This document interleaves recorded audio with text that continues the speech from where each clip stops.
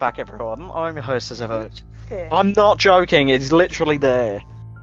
Anyway, welcome back, everyone. With embarrassment here. Anyway, welcome back. I'm your host as ever, Purple Midnight 8. I can only apologise for that monstrosity there. I'm joined, as ever, if you hadn't guessed, by Amelia, who doesn't even need to say hello because you've heard her already. Oh, God. We've got Netflix for a month again. Everyone holds your applause. So we are back with, of course, a Netflix original that we have also covered the intro for. No, not the intro for, the original, not the intro. If you haven't seen that video, you can find it on the channel. Someone can't stop laughing now because she's embarrassed. We prefer, I think it's safe to say we prefer the original as opposed to the sequel. I definitely prefer the original. There's a lot more It similar was just even. because there wasn't enough of B. Most of that up. JP Basically, there's not enough smart weaving. There are some really cringy scenes that are just like, what? Anyway, and there's some logic that doesn't entirely make sense to me. So yeah, we're covering Babysitter Killer Queen, the sequel to the original Babysitter that we covered a couple of months ago now. This is her turn, up for the first time in months. I think her last one was Lilo and Stitch, which we covered way back when. I mean, not a good start to our return to movie reviews to have this film and then that Tom and Jerry one we did a few days ago. Oh, I thought you meant my intro. I was gonna be like, sorry, I didn't know. The intro was terrible as well. Anyway, Free entertainment. so this film is directed by Nook, who also directed the original. It's written by him, a gentleman named Dan Lagana, who I originally read as Dan Lasagna. Look, Lagana, I don't know. Brad Morris and Jimmy Warden, and of course, as mentioned, it's a Netflix original. And when it comes to Netflix, you have a variety of quality when it comes to originals. Most of them are bad. This falls in the category. It's like, it's alright. The first one, I don't like either of them that much, but I do prefer the first one. Are there any additional thoughts you want to mention before we get into this? Just that we didn't have enough of, what is it, B? Is it B or B? B. Oh, okay. Basically, there's not enough Samara Weaving after the first one, which was basically her. There was a lot of, like, do you call them stock, like, images when I got to that scene? When I said to you, why did they bother with this? When they got to that scene. Oh yeah, that was some weird shit that happened Like, there. why? We'll cover that when we get to it. There is some weird shit. There's also some logic that doesn't make sense that we will get to. So, this is set 2 years after the previous movie. Cole, once again played by Judah Lewis. I'm gonna be sounding like a broken record because there isn't many, like, not returning cast members. Oh, but can we just mention the grow up of them, how they were so young in the first one, and then it's like Cole and Emily were just like so grown up. Yeah, but I swear the first one actually came out 2 years. It came out in 2017. Yeah, so technically it's 3 years, but still. Doesn't matter. So, Cole, once again played by Judah Lewis, continues to have nightmares about the cult. Obviously, you should go watch the first one. There is a lot of context you're going to be missing out. Now in high school, he talks with a school nurse. No, I think he still is in high school, I should say. He talks with a school nurse, Carl, who is returning as well, played by Carl McDowell, who tells him he needs to get laid and gives him a flu shot, which is, of course, even though it's a throwaway line, it does play into the actual, like, plot, because that's how he, spoiler alert, survives the whole thing, is getting laid. Melanie, played by the returning Emily Allen Lind, appears and reminds him they agreed not to mention it, and about their relationship, which has ended since. They sort of kissed at the end of the first one. A new boyfriend, whose name is Jimmy, played by Maximilian Acevedo. I'm absolutely going to butcher some names in this. And his friends Diego, played by Julius, your name's Julius Caesar now, bro, I'm sorry. Julius Caesar Chavez, and Boom Boom, played by Jennifer Foster. Boom Boom I will probably refer to as BB. Offer their help before they leave him. Phoebe, played by Wednesday herself, Jenna Ortega, also in the Scream sequels, minus the new one that's coming out at some point. A new transfer student arrives in class, but to not much fanfare, being cold and sarcastic. Have I just gone past a bit? No, I have. There is a big part of this opening bit with a high school where everyone's bullying him because they think that he's mental for imagining a cult. But as I said to you, there were 2 police officers and a fireman who was murdered in the last film, to name a few. They had to tell someone where they were going. These people have just disappeared off the face of the earth.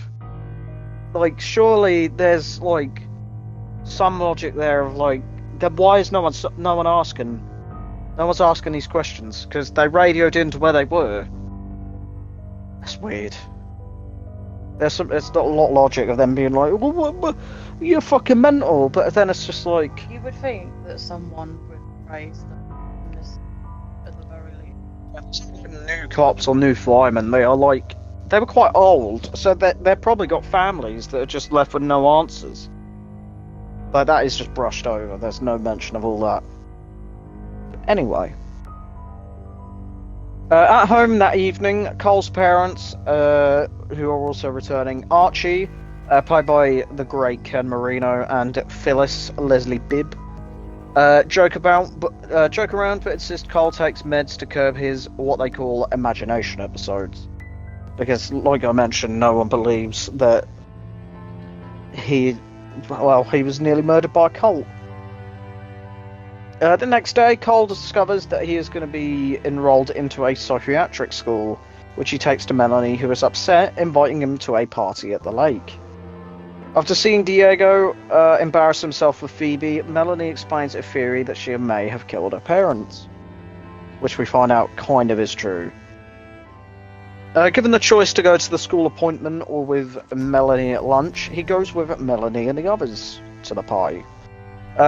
Cole's parents go over to Melanie's looking for Cole, the door being answered by her dad Juan, who is the comic relief character who does nothing but be an idiot the whole film, played by Chris Wilde, who invites them in, not even noticing his car is missing until Phyllis points it out. And God, the car is all he gives a shit about. At the lake, Phoebe also arrives at the party, having found directions in her locker at school. Police are called to search for Cole in the car, but the officer, played by Jason Rogel, proves useless, so they take it into their own hands. The party continues into the night on a boat where everyone plays 2 Minutes in Heaven, with Melanie and Cole, of course, being first. The two of them make out, much to Cole's shock, considering Jimmy is just outside. After they come back out, Melanie's friends try to pressure Cole into talking about his experience with a cult. Oh God, I accidentally pressed enter loads.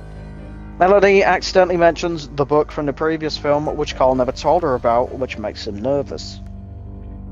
Melanie, of course, reveals she knows about the book and has signed her own name in it, making her own deal.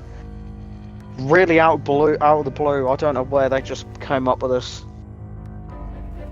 I think it's kind of explained that they sort of manipulated her, but the way that Melanie is suddenly made the main antagonist of the film out of nowhere, despite all of the shit in the previous film, it doesn't make a lot of sense character-wise.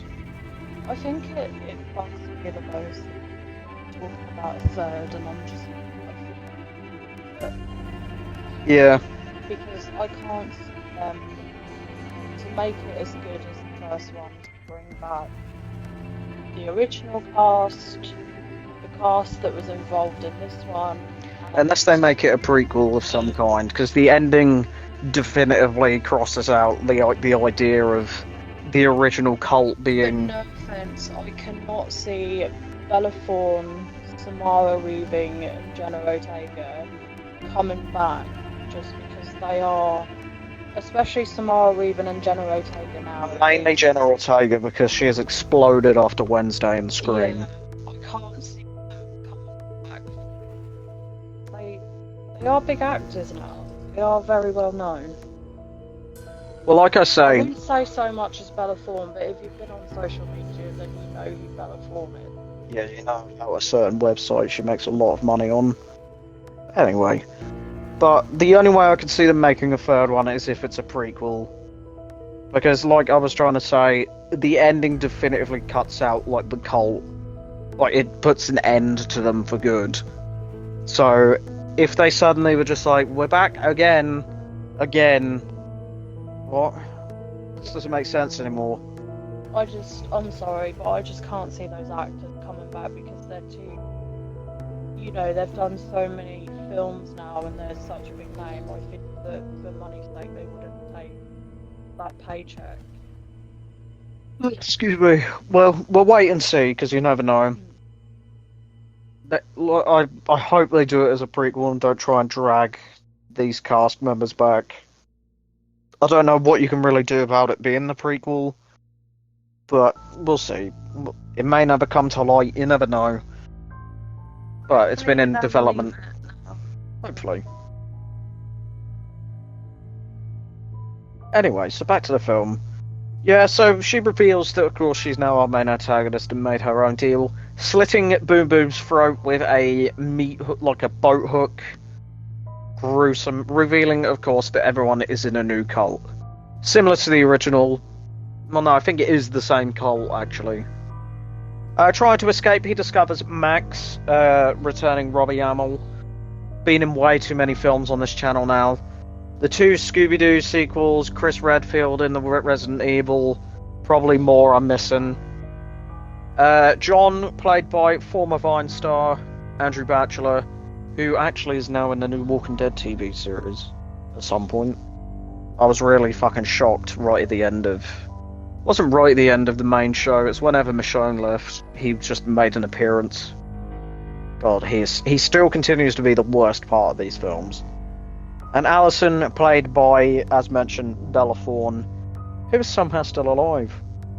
Sonia, again, another member of the cult, played by Hannah May Lee, again. I kind of like Sonia with her cooking. Sonia is fucking mental, I love her. She comes across as really, really kind, but then her personality is really different. Yeah.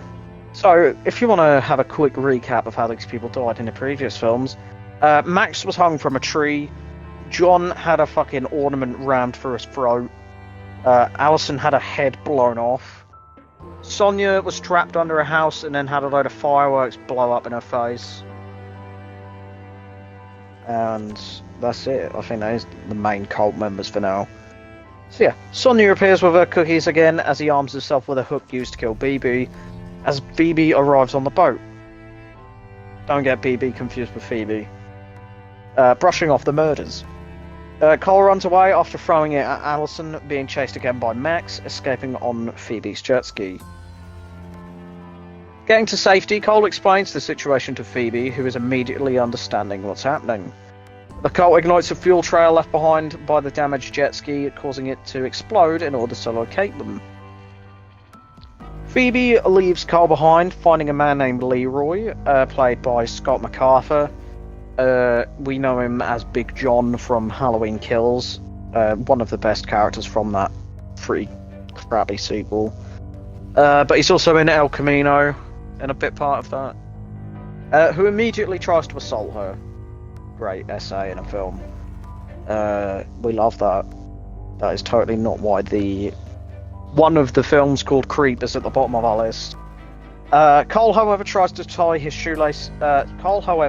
his shoelaces together and interrupts them, running away and stealing his car.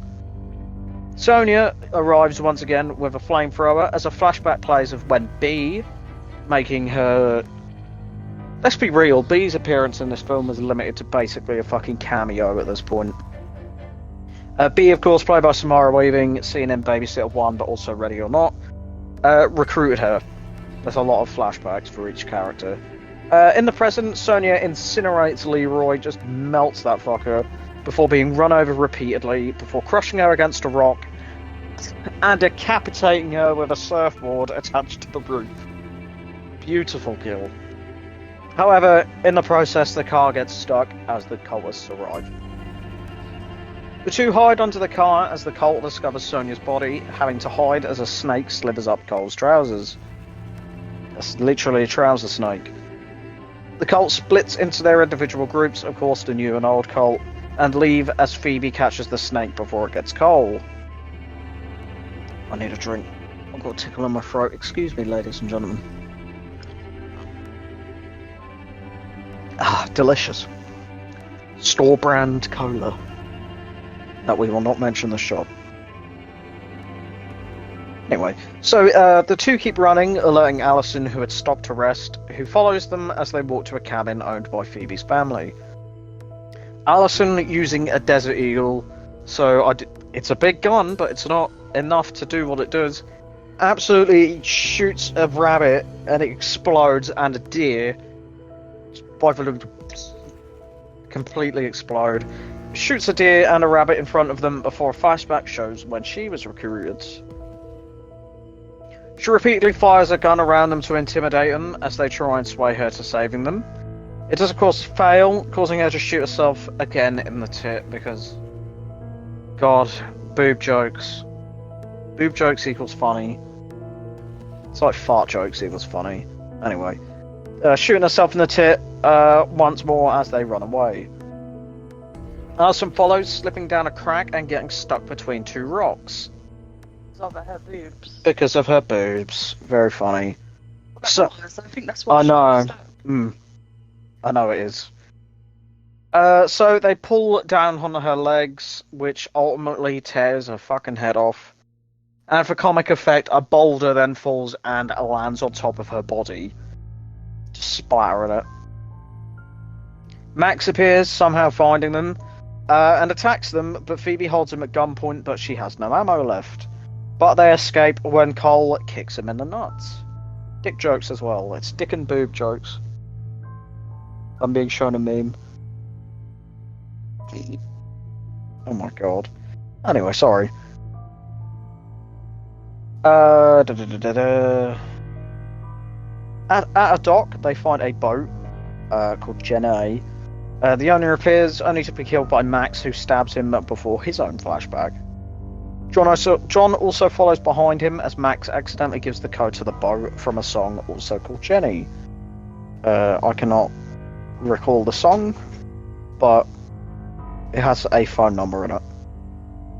They drive away with him following on a raft attached to the boat, and they manage to burn his face when he catches up to him, before shredding him with a boat propeller. It's a beautiful kill. It's disgusting. I love a boat propeller kill. But, yikes, that's gnarly. John watches from afar as Melanie's group catches up to him. Jimmy and Diego try to back out the deal, but they suddenly explode when they try and leave. Melanie ends up calling Archie, requesting that he and Juan go and pick them up as Cole and Phoebe share their childhood dreams. The whole, exploding when... The exploding thing reminds me of Ready or Not when that... Oh, Smith's here. Sorry, she's just annoying the cat. Oh, and hiding the snacks. Pardon me. Melanie ends up calling Archie, requesting... Oh, I've done that already. I've already read that part. Eventually, they arrive at the cabin, soon followed by John and Melanie as Juan and Archie drive while high on drugs. In the basement shelter at the cabin, Cole and Phoebe kiss and have a weird dance number in their heads as they have sex. Lovely. This is the bit that annoyed me with all the rubbish. Weird stock footage and shit. All the cultists appear in the dream as well. It's really fucking bizarre. The dads meet with Melanie and John as Phoebe explains that she did indeed kill her parents, causing them to have a car crash going back to get her a rabbit toy. Archie interrupts them, with everyone having discovered the hatch they used to enter the basement. Cole and Phoebe crack the safe containing crossbows and exit the hatch after Juan called him crazy. John has his own flashback before he tries to kill Cole, only to cause a chandelier to fall and impale his fucking head. Good God, he got wrecked. He does not have fun with stuff impaling him. Melanie arrives, catching a machete that Phoebe throws at her, and uses it to kill her own father with. Cutting both of... He continues to be the comic relief character even when he's dying. She cuts his hand off, and then he just goes, haha, you're definitely getting grounded now. And then she cuts his other arm off, and then just stabs him with it. Cole sends Phoebe away as Archie arrives to try and talk him down. Archie, however, doesn't believe him and uses a drug to knock him unconscious. Because Archie didn't see the murder happen. Melanie tries to persuade Phoebe to join her, but the two have a strange fucking Mortal Kombat style fight. Where did this come from? They had health bars and everything. I have no idea why this happened, but sure. However, Phoebe does lose when Melanie pulls a knife out. Archie stops to fill his car up as Phoebe is captured by Melanie, being tied up for the ritual. Cole wakes up in the car, refusing to let his dad in and driving away to go after Phoebe, which is what Melanie, of course, wants. Cole arrives to find that Bea has returned, not from the dead, even though she crawls from the lake. She, climbs out of the lake for some reason. As well, much to his shock, especially when Phoebe recognises her as her own babysitter. I know, it's all connected. Cole willingly gives up his blood, which resurrects each of the cultists one by one in order to drink Cole and Boom Boom's blood to get what they want. Yes, I know they're back again. They're still counting as dying, and yes, they still contribute towards best kill, worst kill. They still technically died. They're just back again. Each of the cultists drinks the blood, but due to Cole not being innocent anymore, it does disintegrate each of the cult members, minus Bea, who didn't participate. Bea is impressed by Cole and reveals that she has been helping the two and manipulating each of the cult members. Bea reveals she made a deal in order to save Phoebe from the crash, and that she bought Phoebe to Cole in order to save him. Because she knew about the two of them, so she knew that love conquers all, and all that. Archie arrives and is understandably confused about everything. Bea realises they won't be safe and drinks the blood in order to sacrifice herself for them. But before she does, she drops the book before she dies. Which doesn't get disintegrated, importantly, because sequel bait. Phoebe and Cole embrace as Archie reveals himself to have seen everything that had happened. He apologises to Cole about not believing him as Cole and Phoebe kiss. Cole meets with Carl, telling him his story as the film ends. And there we go, that was a long one, I do apologise. I forget how long some of these go on for. So, best kill, worst kill, we really struggled with the best kill because everyone has such good deaths. So we basically went with everyone. But we did have to have a worst kill, but we gave it to Phoebe's parents. Because it's basically an off-screen crash. But other than that, well done for having a film of kills that we couldn't decide who to have. There's a lot of blood when... Yeah, there was a lot of death. It was brutal.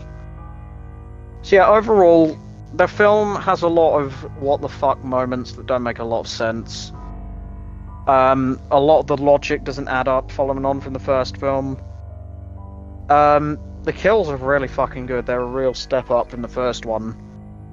Like, the first one still had some good kills, but these ones were way more over the top. But other than that, if there's anything else you would like to add? Nope. No more to add. That about concludes our little review. We're back in it. We're back swinging with the reviews again. So we'll be back as much as we can while we have Netflix and while I am currently unemployed, which is fun. So anyway, I've been your host as ever, Purple Midnight 8. Thank you ever so much for listening to us ramble for the last 20 odd minutes or so.